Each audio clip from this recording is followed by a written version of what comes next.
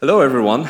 My name is Eric. I'm the founder of Crypto Nerds, crypto education platform, and happy to host today's panel about investment trends. Where is the smart money going? I can say the smart audience is already here. I want to listen about what the experts of the panel can say. And I would say to set the stage, let's do a quick round of introduction. And yeah, let's start with you, Alex. Thanks, everyone. Hi, it's a pleasure to be here. My name is Alex. I'm an investor with Easy Labs, formerly known as Binance Labs. We've been around since 2018, have been investing actively in the crypto, Web3, blockchain, whatever label you'd like, space. And we have over 300 investments that cover anything from base layer infrastructure, like layer ones, layer twos, middleware, all the way up to the application layer in DeFi and gaming. As of recent, we added two other directions to our investment focus. One being AI, so non-crypto AI, and then the second is biotech. Myself personally, I've been spending time in DeFi and infrastructure, and we're mostly focused on venture stage, so as early as it gets. Pre-seed and seed is our sweet spot. Yeah. Cool, thanks. Hey everyone, my name is Michael. I'm from Amsterdam. It's not the first time being in the stadium. I've been here 4 years ago, just over there, shouting for Ajax, who won 3-1 against Dortmund back in the day. That was during the good part of Ajax. Ajax is absolutely terrible at this point. Regardless, I'm a trader. As I said, I'm from the Netherlands. I started at the Amsterdam Stock Exchange, started a social media account, which now has more than 1 million followers combined. And out of the social media presence, we've built a venture capital, MN Capital. We have a liquid fund that is registered at the Dutch regulator, high frequency trading. And we do have our own podcast, which is called New Era Finance. So those are the three important parts for us. Hello, everyone. My name is Werner Hoffmann. I'm the founder of Pekuna. We are doing tax reporting for high-net individuals. So I have a background in taxes. I worked for the tax office.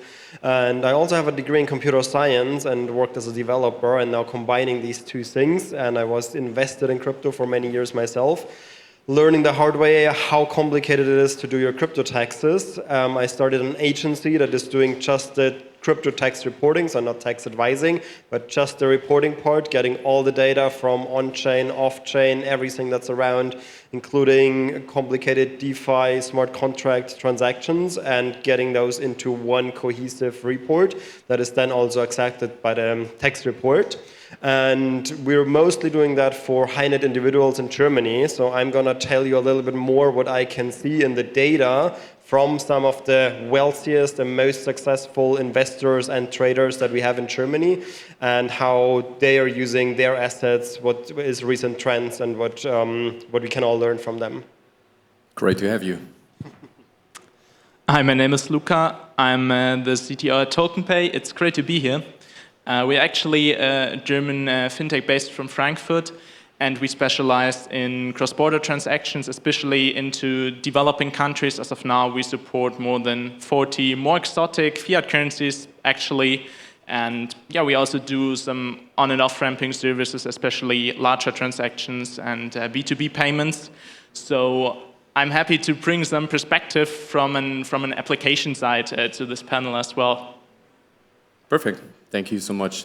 So what is one thing that you're at the moment most excited about in the market? Is there anything specific you see, some kind of trends, any specific, let's say, hidden strategies, what you would like to share with the audience? Yeah, I can give it a try. I think the most interesting theme that we've seen unfolding over the past maybe 9 to 12 months is the institutional adoption at various layers. And I think that's by far the biggest driver also in the price momentum that we're seeing. Although as an early stage investor, we're kind of abstracting away from like day-to-day price movements. We're looking at the bigger picture, which is, do we actually see an adoption of the blockchain technology in the institutional space? You know, whether that's TradFi, FinTech, tech at large, or even Fortune 500 companies in the US, are starting to look very closely at adopting blockchain or crypto assets in some capacity. Obviously, the most exciting part is the evolution or the upgrade of the legacy financial system onto a new paradigm, which is running things on chain. We're seeing that it's very nascent, but we're seeing very active involvement on the payment side. So stablecoins we have in the US, sorry to be quite US-centric for the next few minutes, but that's where a lot of the exciting activity has been happening on the regulatory side as well. So we have a bunch of acts that have been adopted recently, one being the Stable Act and the other Genius Act, that are opening up a whole roster of different use cases for stablecoins. One being payments. Stablecoins are the cheapest and the fastest way to transfer like US dollars or any other fiat representation on chain. And we're seeing big push from fintech, like Stripe has been making waves with the M&A push. They acquired 2 companies. We're seeing like PayPal, they launched their stablecoin some time ago. MasterCard, Visa, I mean, you name it, like MoneyGram, all of these guys are building great stuff. What it means for us as an investor is that we're looking very closely at new use cases that are being opened up by this new regulatory clarity, but also like very genuine interest from traditional financial institutions to adopt the blockchain technology. Yeah, I would like to add to that. Generally speaking, I definitely agree to you. Maybe to explain it or to say it like in my words in a more broad way, I think that actually, especially for the blockchain market and for like smart money as a term, I think that application is going to dictate value in the future, because without application there is no intrinsic value within like price development. And I think that especially to understand the value and the development of like a certain asset in the future, we will definitely have to look and not only on like a technical analysis, but we're right in a paradigm shift to actually look into the more fundamental values and the underlying technologies of an asset, beside its only like technical parameters we can analyze. Easy. So for me, it's actually at the moment talking to my clients, because everybody's super excited about the upcoming bull run, and I do believe that a bull run is also a little bit of a self-fulfilling prophecy. So the more Are we in people, it already? Are we in it already, or? It's what would coming. you say? No, everybody says it's still because coming. Because everyone would love to know. Are we in it already? It's coming. It's coming. All right. So what I hear is mostly like, it's good right now, but we're not peak bull run. So you haven't missed it. It's still coming. But I think we're already all doing pretty well. I mean, we did see a lot of all-time highs recently already in this year, and I think there's more to come.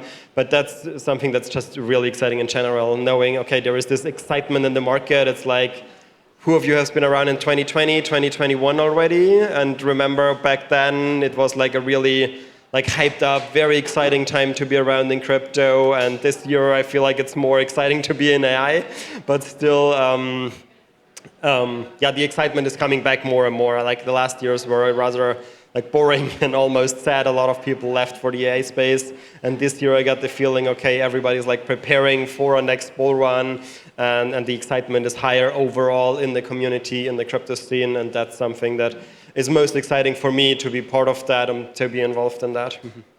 No financial advice, by the way, right? Absolutely. No tax advice, I'm just sharing what I hear from other people. You would like to take your... Well, from a trader's perspective, I'm just very happy that we can see a lot of new inflow and volatility coming in, so I got something to do. On the investor and fundamental aspect, I think it's very interesting to see that finally Ethereum has found a new use case, which is stablecoins and DeFi, and the surge of the stablecoin supply on top of ETH is basically bringing back DeFi 2020, but then in an institutional fashion. Aave doing great, Chainlink doing great, and that is kind of the first part of that, what we call bull run, which as a matter of fact, we are in the middle of one, but we haven't seen altcoins doing great. It's different, it's an institutional phase, and the actual adoption is getting unlocked by the US regulation being so progressive and so positive. And stablecoins are just the first step forward. I think the next, or maybe this week, we're going to have tokenized stocks on Ondo, for instance. That's just great. Just putting everything on chain, that's just very exciting. Yeah. So we saw a lot of inflows from Bitcoin ETFs, right? Would you still say the smart money play is Bitcoin, or is it more ETH bullish? So what would you say? Well, I mean, the reason that we're seeing a lot of ETH ETF inflow right now is because you can actually generate additional yield on ETH. That's what they want to implement with staking and all those things. It's also, Bitcoin is going to have a little bit lower upside compared to ETH, and that's probably why we saw a lot more coming into ETH in the past few months. Smart money is still betting on crypto massively, I would say. It's not smart to be fully into altcoins. I think it's good to be into infra, into the blue chips, and invest into those. And I think we undervalue the upside from here with all the money that is flowing into the ecosystem. If we look at Ethereum over the past 2 months, it just skyrocketed, and the price did a 150% move, and that's just barely the first real kickoff of the adoption. For the people that were around in 2017, I think if we really are going to get such a growth curve as we saw in 2017 with ICOs and smart contracts, that's basically what I'm expecting to see in the coming few years with the adoption of crypto in general. 2021 was like a nonsense bubble. We created VC hype and all those coins and just trying to be better than ETH, which didn't really make sense. Right now we're getting into the second phase, and that's why I think it's going to go way higher and faster than we could expect. Yeah, I would actually agree to that. I think that the term smart in the smart money means that we have to have some programmability, for example, in the smart contracts. And I mean, like the Ethereum virtual machine serves as like by far the biggest platform to actually develop smart contracts, and it serves as an underlying infrastructure layer for so many other applications, roll-ups, and technical developments to come.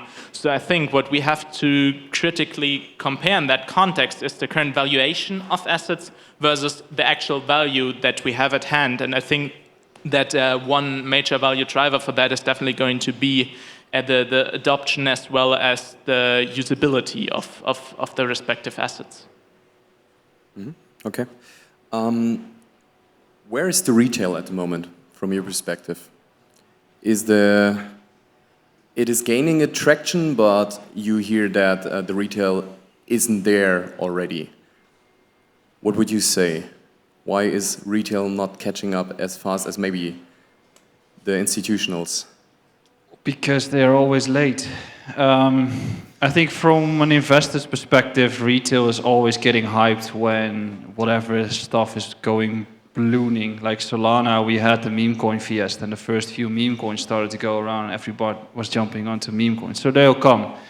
The actual retail will use blockchain without knowing that they use blockchain. And that's what we're currently creating. Like, I'm using internet apps, and I don't care how it's built. I just want to use it. And that's why we're still needing to bridge that step with Web3. And then my parents are going to use a blockchain app without knowing that it's blockchain.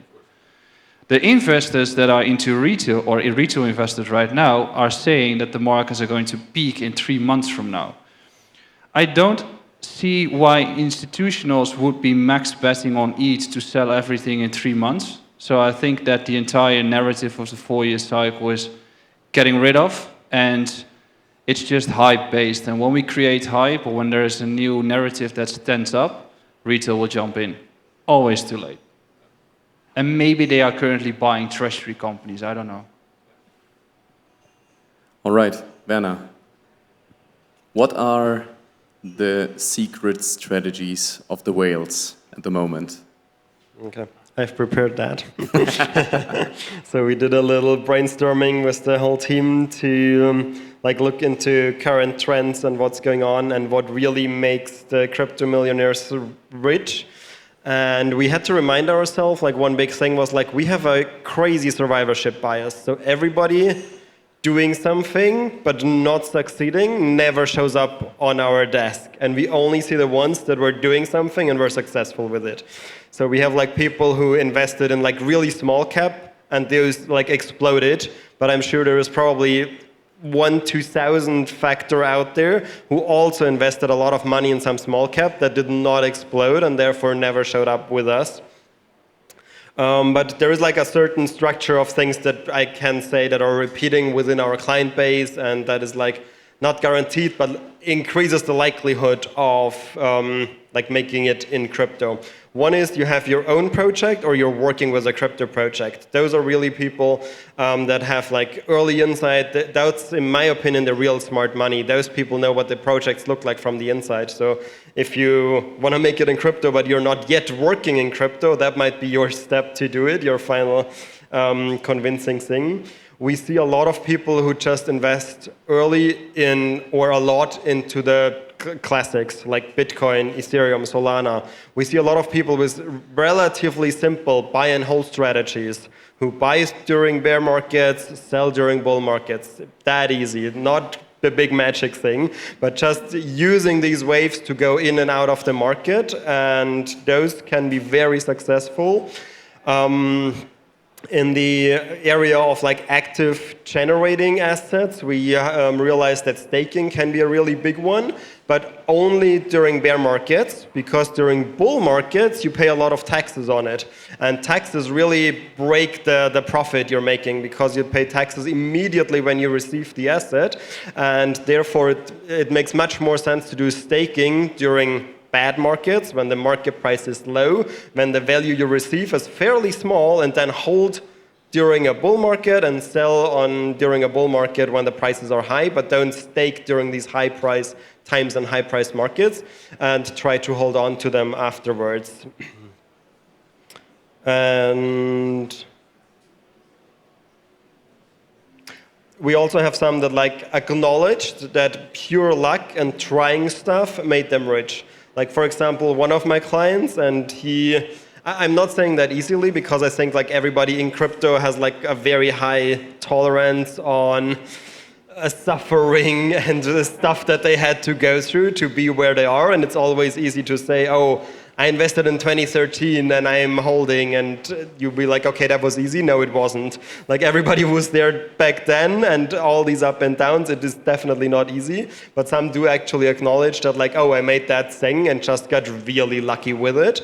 And like, we have one client who actually used a DeFi protocol, and that DeFi protocol got exploited. But he realized that during the exploit, and by how the exploit happened, he was part to profit off the exploiter who was pumping the token up to drain the protocol. And he like sold just in this 15-minute time window that he had, and made a massive profit during the hackers draining that protocol.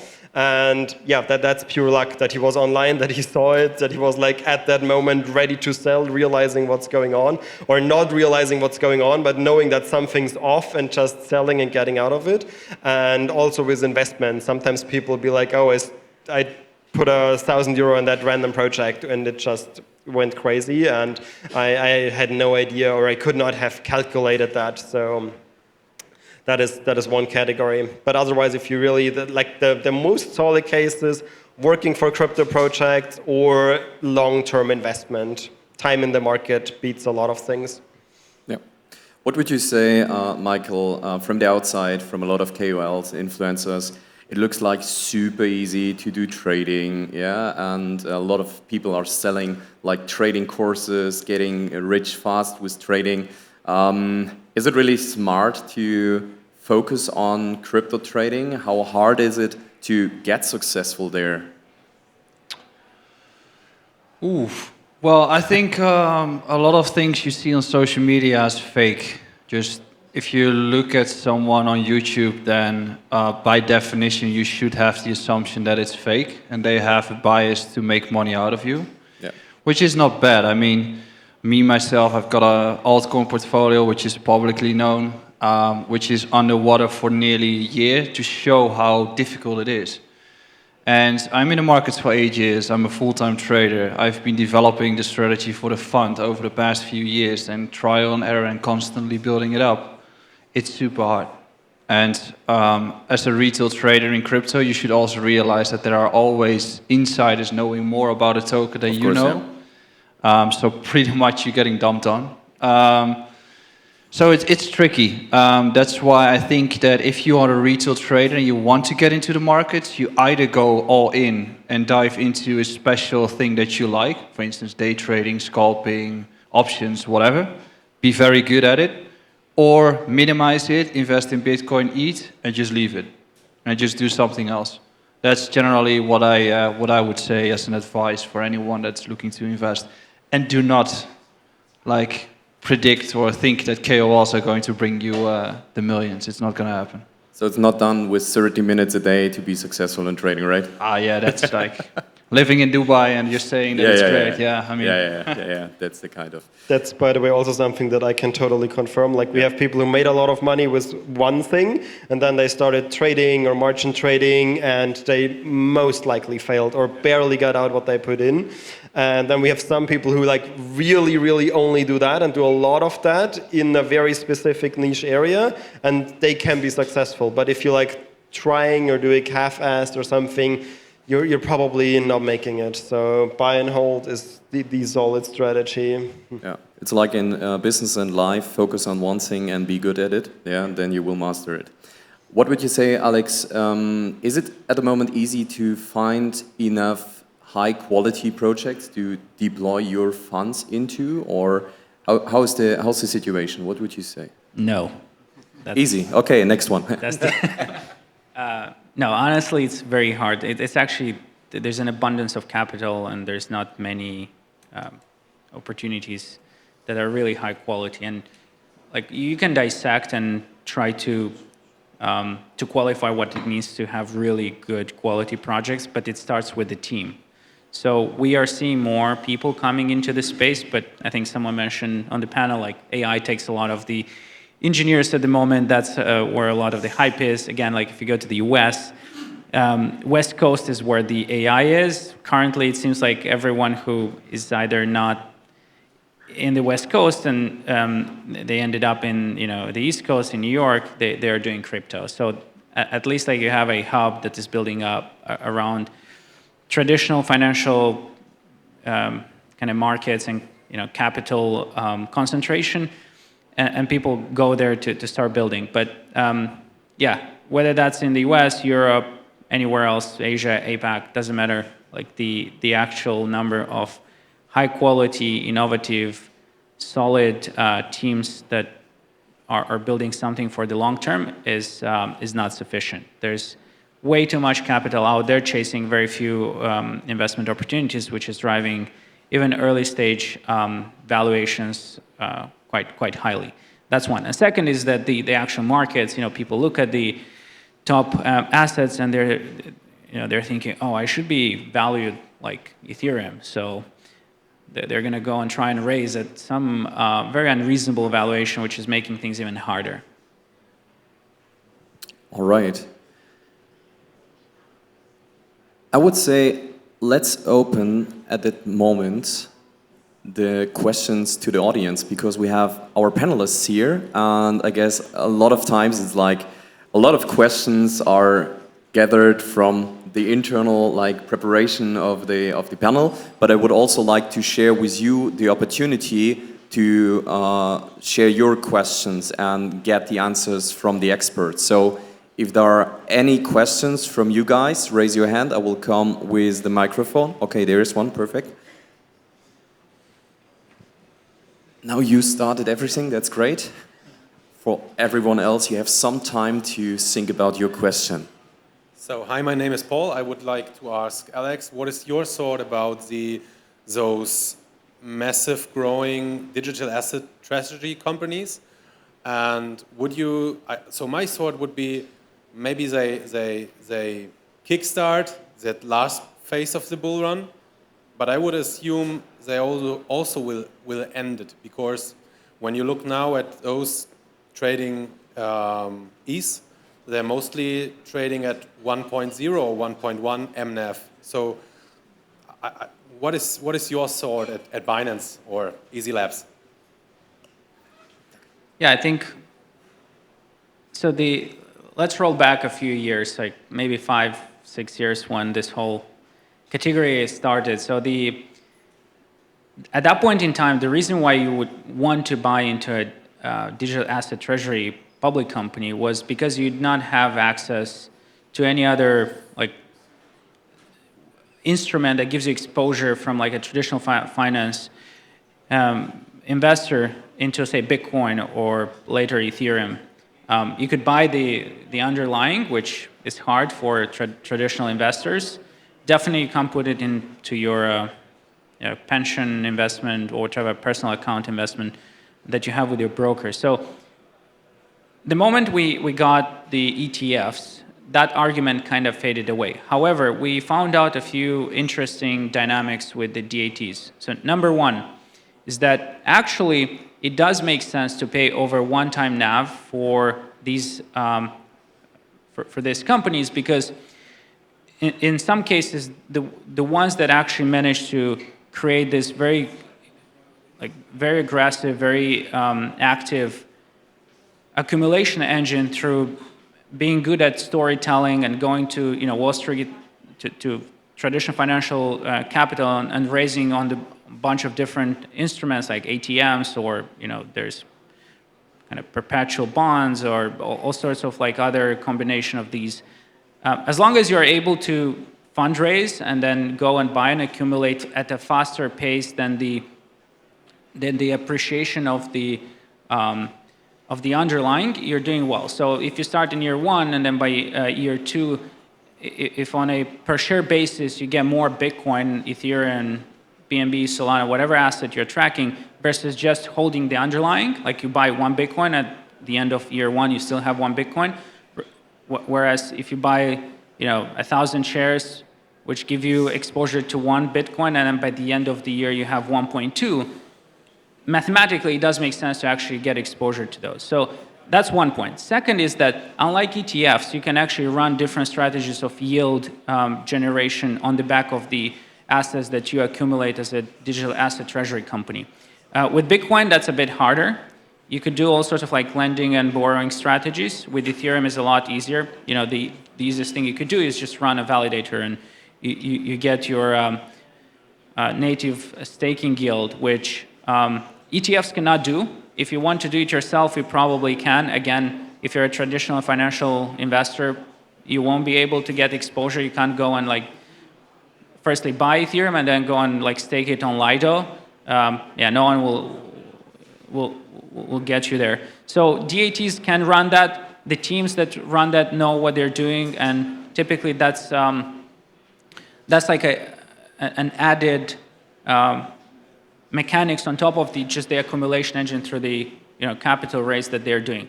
Now, coming to your point, which is where is the risk? Well, there's definitely risk in this, because firstly, if you're just raising equity, probably you're okay. If you're raising anything that is debt-like instrument, then you're adding leverage on top. Leverage is always the elephant in the room. When there's too much leverage in a bull market, everyone's a genius. When there's a bear market, like things tend to like suddenly, blow up. So yes, leverage is a risk factor. The other one is that there's like a lot of these companies coming up. So there's a fragmentation of attention and capital, and people chasing the same strategy is always like in terms of competitive dynamics, probably doesn't help for them to achieve some of those returns that we saw in the earlier years, with Bitcoin strategy.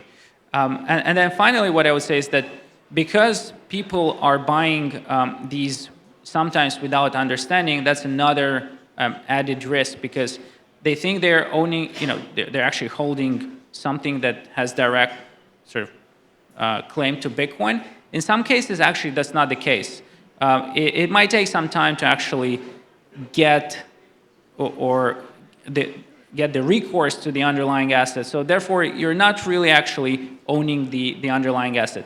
Nevertheless, we do, from our side, we did endorse a couple of BNB-based strategies. We looked at a lot of our portfolio companies that have launched a token and are at the sizable market cap are pursuing these strategies as well. I think it makes sense, but again, as with anything, the returns come with risk, and everyone should have their own kind of risk exposure and risk reward function. Anyone would like to add something? No? That's fine, because we're good in time. Thanks for the question. And I would like to wrap up the panel in one or maybe two sentences. What would you say, what is the next big thing from your perspective, and where is the smart money going maybe in 2026? Who would like to start?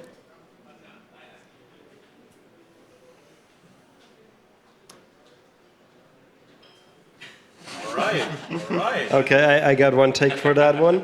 One trend that we very, very recently started observing is that people start optimizing their portfolios not for profits, but for regulatory and taxes.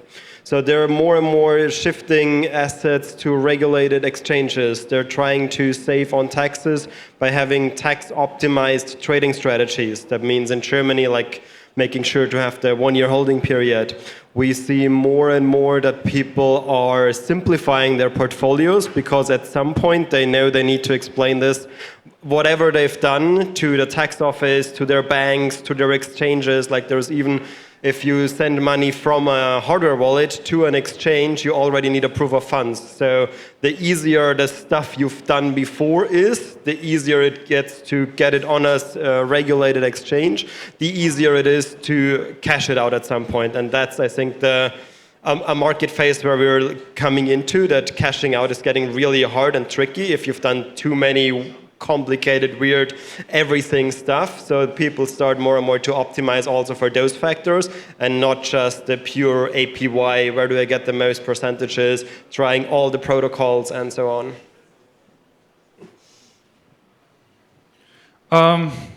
Well, I think that the upcoming year is going to be a big surprise. This entire cycle is full of surprises. So I think the next year is going to be the same.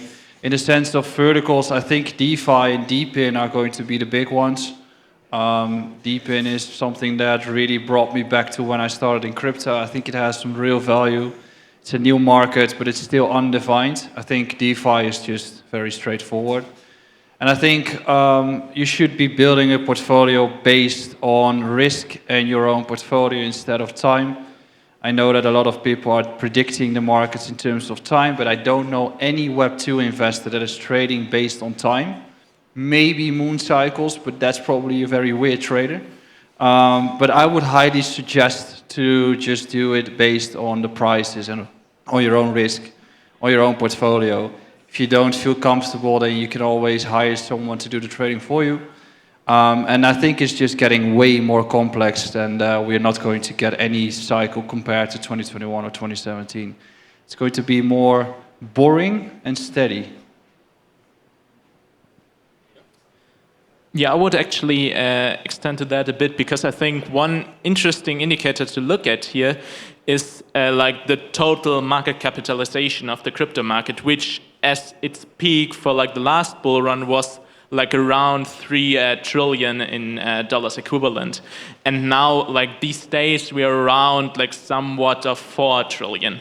And if we look at like prior, like of those 4-year circles, we've seen this value triple or even 5x, 7x, 10x, and so on. So I see that we're definitely breaking the cycle here and missing essential capital to project the same growth rates that we know from other bull markets before. That's just mathematically not possible as of now, and I also don't think it's possible for the next year.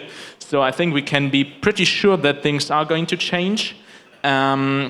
And that we'll definitely have to focus on some other strategies and some other ways to find out where is the actual value going, what kind of valuations can we trust, because it is not going to be just what we did in the last bull run. We'll have to look at actual application, at actual intrinsic value to understand what valuations are reasonable and where the prices might go in the market.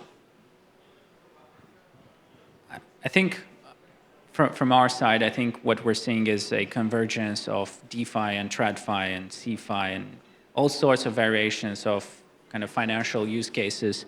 I think we're finally at a point where, I think Michael mentioned about tokenized stocks, you know, whether you trade them in like your traditional brokerage account or you trade them through a tokenized version, like people ultimately want to own like, say, Tesla shares, Google shares. They don't care about like whatever is the easiest, the fastest, and the cheapest way to get that exposure. That's what we're looking for, and this is where we are in that point in, you know, in the development of this adoption curve. So the convergence of DeFi and TradFi is something very exciting. We're also seeing on the payment side, as mentioned, but also like stable coins as a primitive, I think is getting a lot of adoption and a lot of consideration from like very conservative legacy banking institutions as well. And again, we're going to see it in the US ramp up quite a lot. It's a very strategic sector for the government as a whole as well, because stablecoin is the fastest growing buyer of treasury bills. It will be really unreasonable for the government not to be happy about a new buyer, like with a lot of, you know, a lot of momentum behind buying their debt. So I think we'll see a lot of support on that front. We're already seeing it through the Stable Act, through the Genius Act, through the Clarity Act. Moving on, other things I think we discussed a bit about the application layer. Yes, big time. I think application layer is very important to have the next wave of mass adoption, whether that's retail or just like, we call them users generally, not necessarily retail. It could be anyone. Using technology without actually knowing or abstracting away the complexities of all of the backend that comes with having to set up a MetaMask wallet, having to store your private keys, having to then like change different chains where you operate. Users don't want to deal with any of that. We've seen it in Web 2, like no one cares what the underlying protocol to move packets of information is. People just want to be able to send emails, get messages, you know, have video calls and so on. Likewise, I think the same principle applies here. We're very excited to see highly adopted with high fidelity user experience and user interfaces. And I think that's coming. Perfect. So we're out of time. Thanks for your attention. Thanks, gentlemen, for sharing your thoughts. And yeah, without further ado, handing over the stage to Marcel.